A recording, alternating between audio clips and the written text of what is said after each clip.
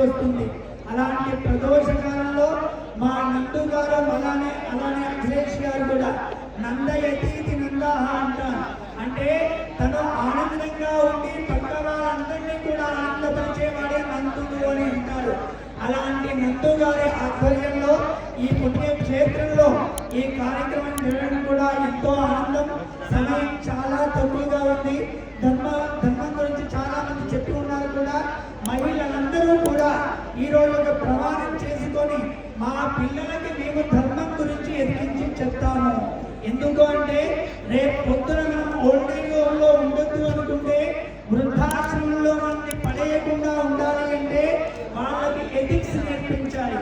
Economics చాలా నేర్పిస్తూ ఉన్నారు, కానీ ఎథిక్స్ ఎంతమంది నేర్పిస్తున్నారు అంటే మళ్ళీ క్వశ్చన్ మార్కే.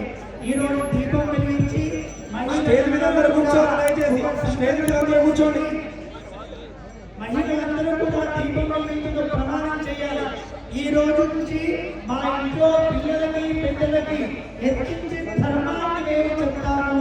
ఈరోజు యూట్యూబ్లో అన్నీ దొరుకుతున్నాయి, దొరకని విషయం ఏమీ ఉండదు.